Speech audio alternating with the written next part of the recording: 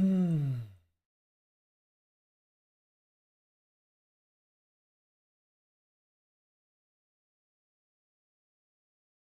Good.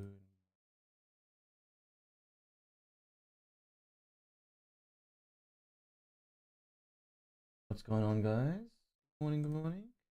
One person watching. Um,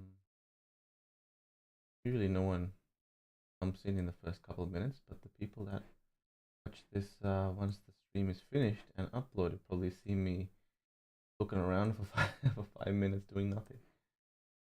What is going on? 3 people watching. Let's go. All right. Sharing this really quickly on Twitter. Cam for a sec. NFT addiction. What's going on? You are the first commenter of today. Good morning, Matty. What's up? What's going on? How are we? Tuesday over here. I think it's maybe a Monday for most people. Hey, Maddie, says YD. What's going on? Live on YouTube.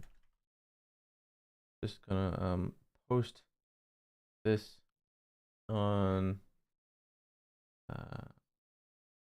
Twitter.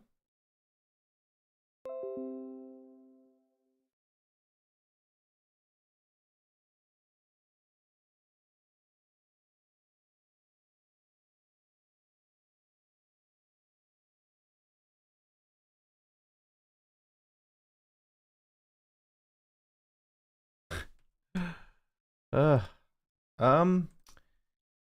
So, what are we gonna do today, guys? What are we going to do today? I'll be honest. Not much going on in the NFT world that I have come across. A couple of things here and there. Nothing too revolutionary. Uh,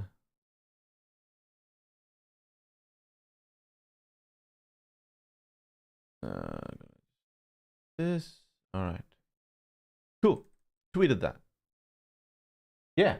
Not much going on in the NFT and metaverse space that I have seen. Maybe a couple of happenings, but nothing too major. A lot more going on the state of the crypto market and what the heck is going to go down after this FTX stuff. Potentially DCG and Grayscale might be affected. Genesis might be affected. Ripple effects are unknown, etc. So we may talk a little bit about that. Can you ping people in Medicare Discord? They don't know. It would be helpful if you could let Discord members know your daily videos are happening, says YD. People do. I did put a post out there saying that I am streaming. Maybe I'll put another one. Let's see. Yeah, maybe I'll schedule it for tomorrow. Usually the marketing team takes care of that. I don't know. I feel like I'm sort of self-using that to get them to pay attention to my stream. It's not too. It's not really fully Medicare related, but I'll talk to the marketing team to put something out there, maybe regularly once a week or something. Good morning, says Lee. Good morning. Good morning. Hey, Maddie says SLP Doc. SLP Doc. Is that based on Axie Infinity? Gotta get the reference. 12 people watching. Awesome. Good to see you guys join. Got stuck into my usual rabbit hole of going down news feeds this morning. Looked into a bunch of different things, and yeah, mostly found a lot of FUD around the state of the market at the moment. We'll touch upon that a little bit. I also wanted to touch upon the cryptocurrency chart, right? I'm not sure how many of you guys were here pre-2020, maybe even pre-2019, the class of 2017, where a lot of what is going on at the moment happened then as well. A lot of major projects, major companies seemingly going down, governments seemingly banning crypto or blockchain technology or Bitcoin. Whatever happens, at the end of the day, the whole market is, in my opinion, just based on either the belief, the intrinsic belief of the industry, or the lack of belief in the industry. And all these news do is just affect that belief in the short term. At the end of the day, when the news passes and people forget that FTX and Genesis even happened, I mean, the people in the real world, they may have known of the news. My parents and stuff like, hey, did you know so and so is going down? What's going on here? I've been hearing this for like 5 years straight, right? Did you know China's banning Bitcoin? What's going on?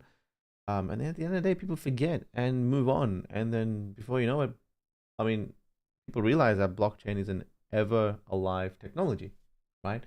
Blockchain is always alive. Smart contracts are always disruptive, and it's a technology that will always be added upon in time.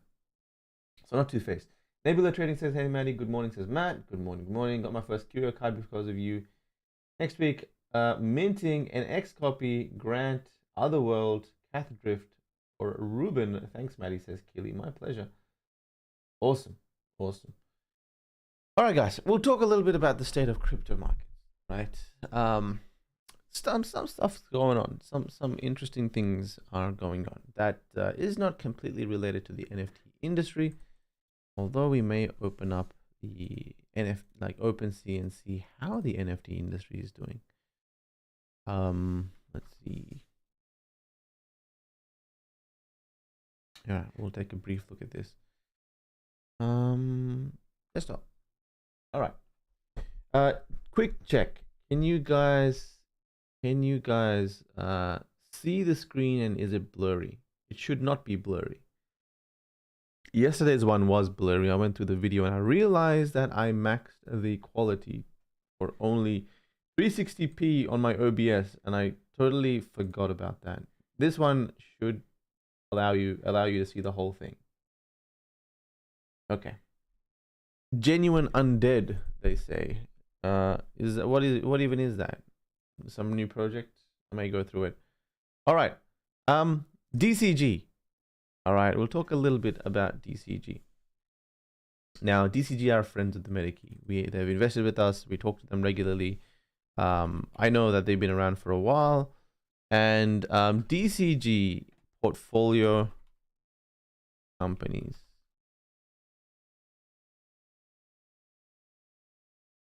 All right.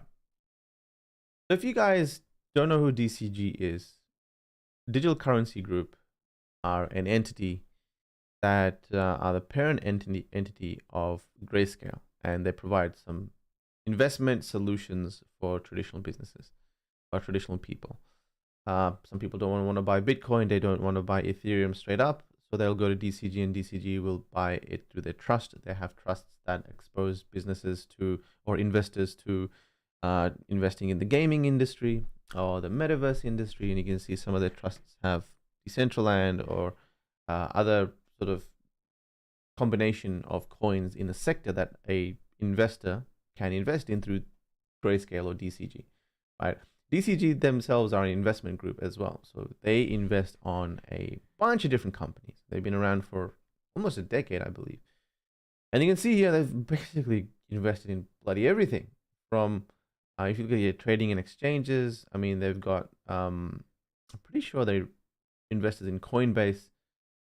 Yeah, Coinbase, invested in Coinbase. I believe they're invested in Kraken. Where's Kraken over here? I can't see it, but they've invested in quite a lot of major businesses. You got BitPay, you got Ripple. I mean, much of these are on seed rounds and equity and all that. You got Dapper Labs, you got Decentraland. Some of these large businesses have gone to DCG for investment, and DCG has invested across the whole spectrum, right? Across the whole spectrum. Even Etherscan. We invested in bloody Etherscan and CoinDesk. The news website, right? Ledger. And some of these names are quite notable. Good, you guys can see clearly. Let me zoom in a little bit. Hopefully you guys can see it. A lot of BitGo custody, blockchain, CoinJar, Vault. I mean, they're across almost every sector of the crypto industry. They've gone very, very big, right? At one point, in fact, even today, I think DCG and their books on how much Bitcoin they own, I think they literally own 1 to 2% of all Bitcoin in circulation. So they're massive, right? They're a big bloody entity. They're one of the giants in the space. I would say maybe the top 3 in this space. So they've had one of their companies underneath them called Genesis look like it's in a bit of trouble.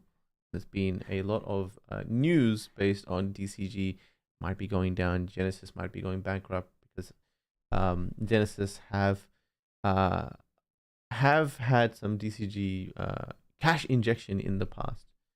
to allow them to recover from the wasn't the FTX thing, it was the Three Arrows Capital thing that affected them, that any cash injection helped them. So people are freaked out on the ripple effect that a company like DCG goes down. How big of an effect will it have on the whole industry, right? Everything's connected, and what we've realized is, from the FTX collapse or any other project, major businesses collapsing, Three Arrows Capital, which was a major investment fund, everything is super connected. Where people have kept their money, where people are storing and earning revenue from their money, leveraging their money, all this sort of stuff. And when one company goes down, it sort of takes a bunch of different businesses down with it, right? Something like FTX goes down, suddenly some treasuries for some NFT projects get wiped out. Some investment funds that have stored their money in there get completely wiped out. And that has a ripple effect into some other startup NFT projects that were going to get any investment from some of these, not getting that investment anymore. So maybe those NFT projects halted their practices for a while. So the economy in here is super connected, right? So it is interesting on what's going on. Didn't really want to touch upon this too much, but wanted to put it on your radar because people, as participants in this economy, whether it be NFTs or crypto, you have to be aware of some of these giants and what they're going through. It is super important to know that. Quick note on Zuckerberg. There's a note here saying, or an article here saying that WhatsApp will drive sales sooner than Metaverse. Mark seems to be toning down on his Metaverse play. I feel like he made too big of a financial and pivotal commitment, from changing the name to changing the vibe.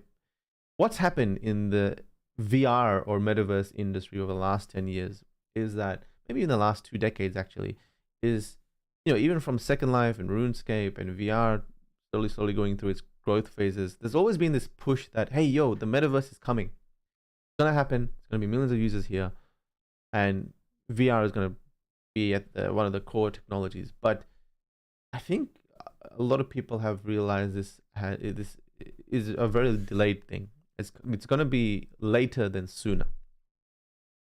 And so some projects, they go in hard too early, and they try and build it a bit too early because the technologies just aren't ready yet. So I don't know if Facebook or Meta has gone through those sort of pains and is winding down a little bit. I mean, yes, they laid off 11,000 people. WhatsApp will drive sales. I mean, WhatsApp's been free, and it's been awesome that it's free. I really hope WhatsApp doesn't see ads. I don't want to see ads when I'm chatting to my mom. If I'm just like, yeah, mom, I'm coming, and I have to see an ad before or after that, oh god, that's gonna be terrible. WhatsApp is an app that doesn't need ads. And if it does, there will probably be space for a new WhatsApp to emerge. So let's see what happens there. There's another article that came out here. I know you guys are asking questions and chatting. I'm actually going to go through a couple of points and jump to you guys right for the rest of the day. I actually want to chat to you guys a lot more than go through some of these articles. Not much interesting things going on. Chinese internet platform tries out Metaverse VR for Qatar World Cup matches. So Qatar World Cup is going on soon, and it looks like there is some sort of Metaverse experience that is going on by some giants called, what they call Migu. So two notable participants are Chinese streaming service Migu, a subsidiary of China Mobile, and Douyin, the Chinese TikTok. The two streaming platforms have sub-licensed rights to air live and on-demand coverage of the Qatar World Cup, and will share digital coverage of the events with state-owned broadcaster Chinese Media Group. Okay, cool. So they can broadcast the event live on those apps and their streaming channels. I don't know what the heck this has to do with the Metaverse though. But it looks like there seems to be a Metaverse-like viewing experience enabled by 5G and virtual reality, which is a side event. Cool. So one, they're streaming the experience of Qatar to their apps, which is cool. And then two, they're having a VR experience. I think people are super interested in this, what Metaverse is. I think the traditional person, when you mention the word Metaverse, immediately they think VR. They don't really think people running around without VR makes a lot of sense. They think something fundamentally different to what they've seen before. They've seen their kids play games before.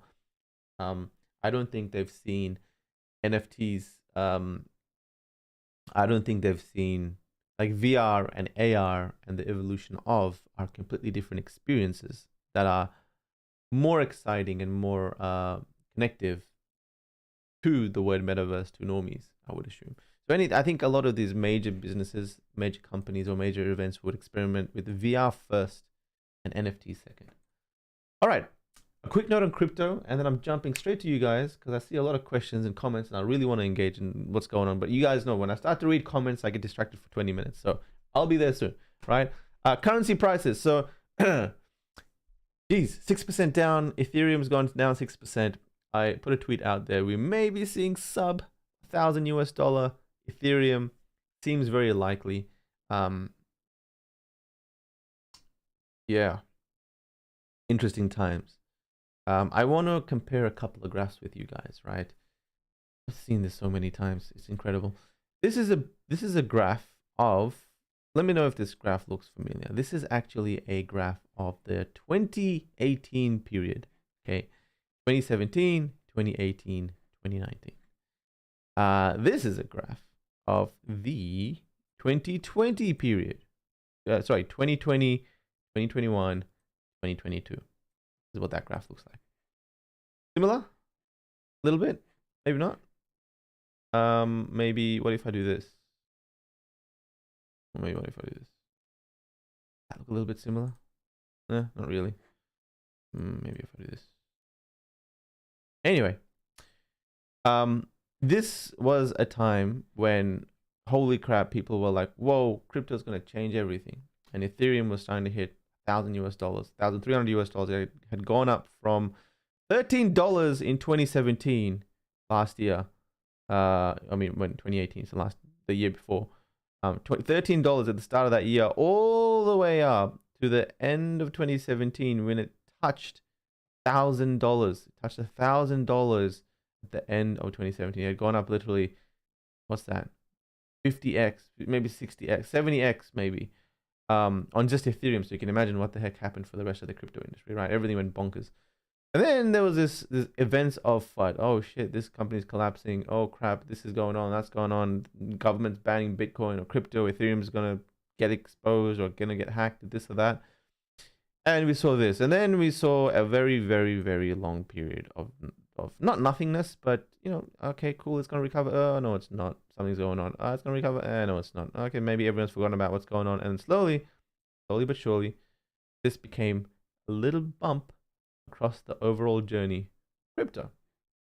And then came all the confidence when everyone had forgotten about the episodes of last season of the class of 2017 and 18. People continue, and everyone was like, oh crap, there's all these new technologies, there's NFTs, and there's DeFi, and then there's Metaverse, and then holy crap, Facebook, Meta's going in, big, what's his name, Elon's become the CEO of Doge, oh shit, everything is going crazy, and then boom, now we're going through the FUD cycle. Honestly, it's happened so many times. If I could rewind this back if you look at the Bitcoin chart, actually, let me open up Bitcoin for you. Bitcoin's even more interesting. The same thing's going on with Bitcoin, right? Okay, so look at the very similar graphs. If I were to pull this all the way back, even before this, okay, look at where I'm stopping this. I'm stopping this before that first spike. And there's another spike that happened over here, right? And if you look at the charts before this, and this doesn't have all the information, but like 2010, 11, 12 has a very similar line. Same thing is going on. Oh yeah, Bitcoin's going to be the craziest thing in the world. Here, it hits $1,000 on 2013. That was Bitcoin. Mind you, that's Bitcoin. Oh crap, okay, no it's not. All these government regulations are going on, blah, blah, blah, blah, blah, blah. Goes down for what? 2013 to 2017, so 4 years, right? 4 years in between these two periods. This was pre-2017. But in between these came cryptocurrency exchanges, which suddenly made it more accessible to buy Bitcoin and crypto. In between this came talks about how Bitcoin can be used in government and how currencies can be used in crypto. Then there came other chains that experimented with NFTs and came Rare Pepes, and then came Ethereum and smart contracts. And that's where this new technology and this new wave of interest came. Oh shit, smart contracts are going to change everything. Ethereum is going to change everything. So in between these cyclic tops are waves of innovation that bring people back. And in between them are also waves of FUD that bring the price down and let people go. But at the end of the day, as people are building, 4 years after that event of a top comes this whole new suite of innovative products that seem exciting once again. So, yeah, I mean, like, yeah, okay, it's a bit scary. Some of these major businesses are collapsing. That something drastic might happen, but I mean, it's normal. Like the amount of times we've witnessed this is incredible, right? So I don't know. A couple of words on that. Personally, not phased, but if you have your capital in projects or in coins or in businesses that may be caught up in some of this stuff, absolutely be concerned and think about moving those funds somewhere. Right. All right. What's going on, guys? So not too much to cover in the NFT space. Let me just chat to you guys for a little bit, and then we may pull up some other information, some other NFT projects you guys want me to. Let's see what's going on in the chats. Let me rewind back. So Marcus, let me go. Matt L, any thoughts on Curio Card's recent tweet regarding original concept art by Robeck World? Curio wasn't able to use them back then because of format, I think, but they are just recently released. Cool, didn't even know that. I haven't been keeping too much on tabs with my NFT investments. I've just been very busy building and investing through the fund and Medikey. But I do know that historical projects, I am super bullish on. Historical projects I'm super bullish on because they are what you call always going to be, what they've done has been secured in blockchain. The timing of when they released, their importance, right? When you dial back and be like, well, how did this whole 10,000 PFP thing start? Well, it started with CryptoPunks. No one can change that. No one can ever change that. And as more people find out, as social media turns on wallets, and suddenly there's millions of wallets across tens of millions of wallets on Instagram, there's tens of millions of wallets on Twitter. Everyone sort of knows what NFTs are. There's always going to be this collector class, those historians, those people that really want to be like, what's going on here? There's documentaries that are going to be shown. No one can change the past. So for me, past projects and historical projects that were important for anything or something pivotal in the industry will always have some sort of demand. And they won't need to do anything to build on that demand. So yeah, bullish on Curio Cards, bullish on CryptoPunks, even though I don't freaking have any.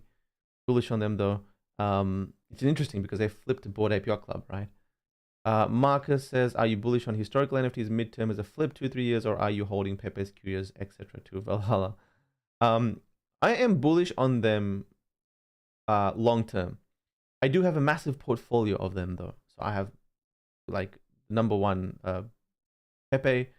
I have a ton of Curio Cards. Like I still feel like DJing more into Curio Cards. I have to keep stopping myself. I've got some pixel maps. I've got some ethereal land. I think I've got 7 to maybe 14 different ethereal land plots. I've got a bunch here and there. Now, am I going to hold or flip within 2-3 years or even short term? I'm going to flip some. I'm going to hold some. What I've learned is security to be number one, right? So high risk, high reward is the NFT space in general. And as investments go up in value, I actually take some off the table. So if you guys realize with CloneX, and if you guys realized, with CloneX, right? I had a ton of monoliths. I think I sold about 30 or 40. I had a ton of CloneXs. I think I sold about 20 of them out of my 90. As they went up in price, I was like, all right, Matt, you got this for practically free because you got this for 0.2 ETH on a free mint, basically. Come on, sell some for 15 ETH, 20 ETH. So I did. I sold some for around 15 to 16, 17 ETH because I like to, all right, I'm not going to sell the whole batch, but I'll sell some to solidify my gains. Because what you find in crypto is on the books, you will become very wealthy and then you'll become very poor and you'll be wondering, why didn't I take action, right? The cycles teach you to take at least a bit of action. But you know what, as much as my heart doesn't want to do it, I do it just because I need to secure some capital. I need to justify my time being in this space. So yes, with historical projects, you'll probably see me sell some along the way. I mean, I have 30 apples, and I think those apples, because they're the first Curio Cards, will probably go up to 10, 15, 20 ETH. If ETH doesn't rocket up too high, like maybe ETH goes to 50K, who knows, then maybe it won't go up to 20 ETH, but I reckon there'll be a solid investment. And as they go up in those tiers of investment, I will absolutely take some off the table. But I'm always going to hold a big portion of my historical NFTs, because who knows in 5 years what's going to happen, right? In this cycle, people realize that Curio cards even existed. I mean, Curio cards and some of these really old NFT projects, they were totally forgotten about. For a very long time, they were completely forgotten about. And in this cycle, people figured out they exist. So next cycle, people know that they exist. People know that they were before these certain timelines. What's the investment sort of vibe going to be? Is going to be interesting to me. All right, King Jesus, what's going on? Would love to see Telegram ads on WhatsApp. Yay, it's Matty. Okay, cool. Remember to hit the like button. Yes, please hit that like button. Thank you so much, guys. Times like these are when you make the biggest future returns. I don't mind waiting a few years to cash out on my bag, says King Jesus. Absolutely. This is where you position yourself, guys. This is where you position yourself. You look at the landscape. You're like, holy crap, this sector of NFT projects are going down. So maybe this idea doesn't work very well. But this sector of NFT projects are doing really well. Let's see why. There's no noise going on in the NFT or crypto space, but these projects are making some noise. Why is that? This sort of NFT project, or this model is working.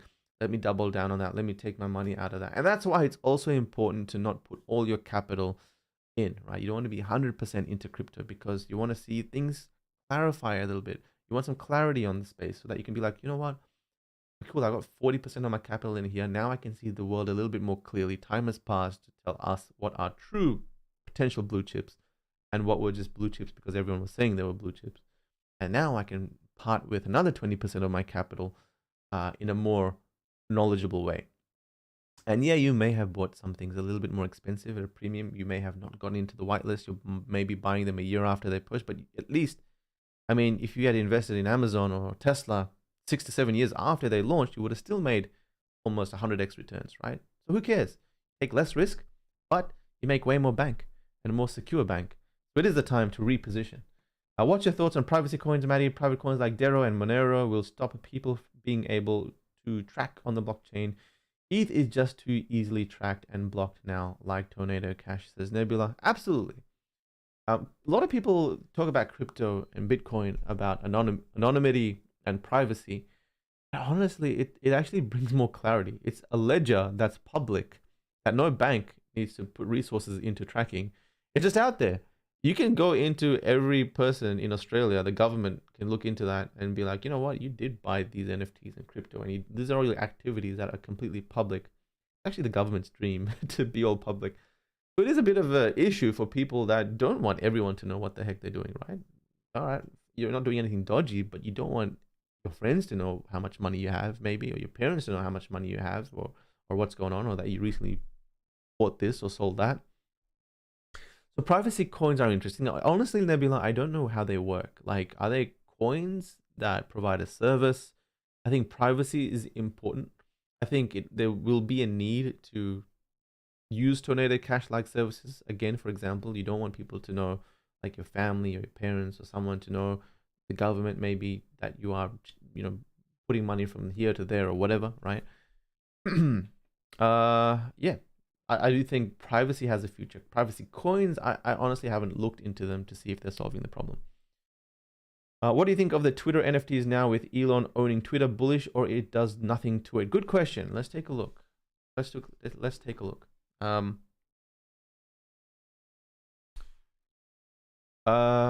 Twitter NFTs. So I have had my eyes on these NFTs for a while.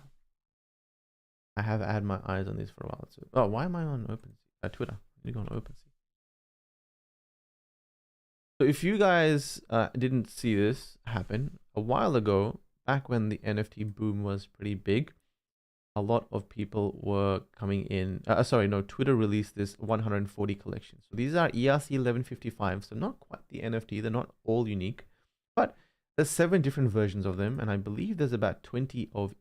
There's 20 of each of these versions. The question is, okay, cool, they exist, but will they ever have any value? I think as collectability, they will have value. I think they will, but Twitter would need to continue on its integrations with crypto. So maybe they'll have wallets, maybe they'll have their own native avatars. Maybe there will be like Reddit and be like, you know what, if you have these, then you can verify that you own these on your platform.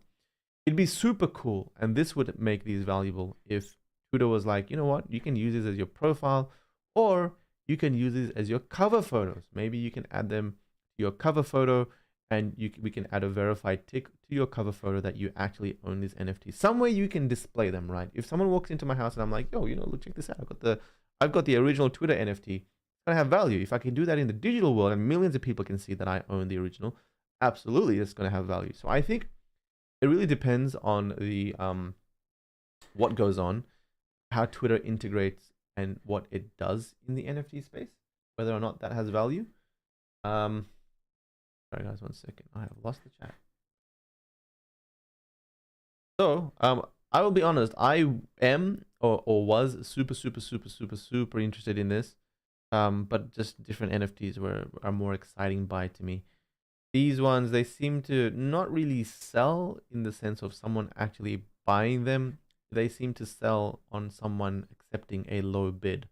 That's why even though they're listed at 12 or 15 Ethereum, last 10 to 15 sales have been bid accepts under 5 ETH. There's only been one here that's been a sell for 10 ETH. There's been about 7 to 8 here that have just said, okay, screw it, I'm just going to accept this low bid of 2 to 5 ETH.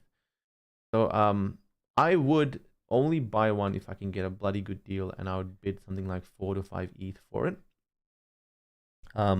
Long-term collectability, it could absolutely have value. I mean, Twitter could change from what it is today to something massive. Maybe it could become its own DApp ecosystem. Maybe there's a Twitter native wallet, and then suddenly all these developers want to create products for that wallet, and suddenly it's its own ecosystem, right? It could maybe they make their own chain. Who knows? That'd be a pretty big play, wouldn't it? So let's see what goes down here. Would I buy one? I would actually buy one, but at a very good price. So somewhere in the 4 to 5 ETH. It's one of those things where it probably won't go up in the near term. Elon being the CEO, does that change anything?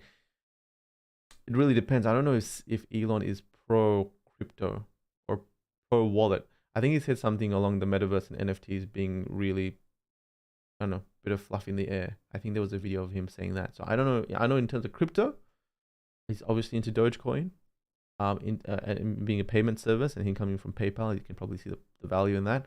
But in NFTs and culture, I don't know if he is into it yet. I don't know. Everyone keeps saying genuine undead. I'll pull that up for you guys in a couple of minutes.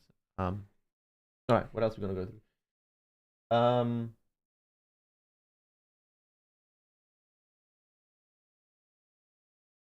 Old man Yeats. His blockchain needs less regulation because of its transparency. What do you think of the Twitter NFTs and with Elon XP? Marcus Galvin says, King Jesus art. I've been seeing their stuff on Twitter. Looks so cool. It's going to make me finally bridge over and start collecting. Don't know what you're looking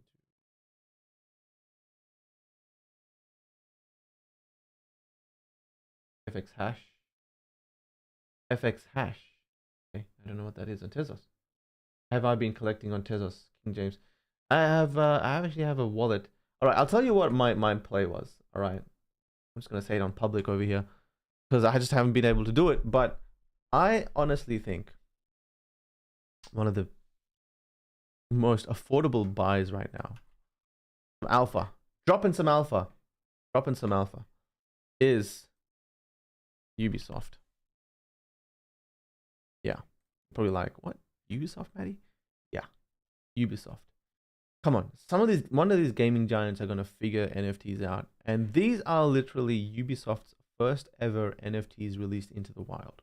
If you guys don't know or can't remember, their Quartz program, basically they came out saying that Ghost Recon is going to release NFTs, or they're going to release NFTs that you can use in their game Ghost Recon. So is it pronounced Recon or Recon? I don't know.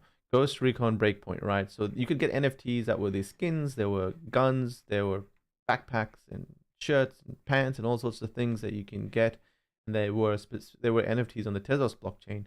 I think those are going to be a big deal because although people may not use them now and people may not care about them now because traditional gamers don't give a crap, but at some point, with billions of dollars being thrown at the NFT gaming industry, someone's going to figure it out. I absolutely believe that there's going to be some models created in this space where NFTs as guns or etc., weapons, pets, etc., will make sense in gaming. They'll find a business model that expands on the current business model, and for that reason, I think. I mean, what's one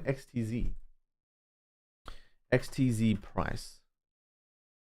$1, right? It's a freaking dollar. And where am I? $1. So these are like $10, $20, $50. They're still cheap all the way up to here. I mean, there's not that many. I would buy like the bottom 10. But my problem has been that for some reason there's some error popping up that doesn't allow me to buy them, right? I mean, parting with $200 to buy these low cheapest 20 over here would be fine. I don't think that's a big risk to take. Been any sales recently? So there's been a sale pretty recently, so 14th of the 11th. Looks like there has been some sales, October, November, but yeah, I think that's going to be a big deal. Low risk for me, and they're the first NFTs of the whole of Ubisoft. What is Ubisoft even worth? Ubisoft net worth $3.34 billion company, right, as of November 2022. So if they continue to build more games in the industry, I might buy one. All right. I bought tons of artwork on Tezos last year, says XP. For 1 to 2 Tezos, some now worth hundreds and even worth thousands of Tezos bought for 1 XTZ. Lots of great artists there that continue to create and get bigger. The one good thing about Tezos is that it's a platform that isn't too expensive to get started on. So if 1 XTZ is $1, very different to 1 ETH being $300, right? Maybe $1,000, $3,000. Suddenly becomes unaffordable or only affordable to the rich people. But XTZ, I mean, artists going there, I don't see why it wouldn't have its own value. I think Zomo D Metasai bought an NFT on the Tezos platform. I think he bought a Jesperish piece for like 100K or something. So it is interesting, right? Tezos is very, very interesting, says King Jesus. Maybe I should do a specific breakdown on Tezos. So maybe we'll do that. Maybe we'll check out Tezos later on this week. 0x Kryptonian says, loving the consistency. Thank you so much, man. Thank you so much. I am loving doing these. All right, guys. I have to commit to ending these after 35-40 minutes. I'm noticing that I'm going over. I need to stop myself. So you know what? Let's connect again tomorrow. We'll go through some new things. I will start to go through specific topics on specific days. So let's do on Friday. Let's go Tezos. And on Thursday or Friday, I'm going to write that down to look a little bit deeper into the Tezos ecosystem. Maybe look, check this out. Isn't this Temple? I think Temple is a Tezos wallet. So I actually have a Tezos wallet installed on here. So maybe we'll load it up with $50 and go shopping or something. We'll load it up with a couple $100. Awesome. We are I am teeing up a AI Twitter Spaces and a podcast with someone or a entity that you guys know very, very well. I think it's going to be a very interesting discussion on AI. So look at that. I'm probably going to be doing that next week. So tune in. I'll probably be posting when I'll be releasing that. That is going to be interesting for me. I'm just super nerding out about what questions I will ask in that realm. But if there's any questions you want to ask, feel free to post it. Say hello to my cat that comes and visits me every now and then. Wait. All right, guys. Well, catch you guys tomorrow. Same time, every single day, Monday to Friday. I will. It's been fun.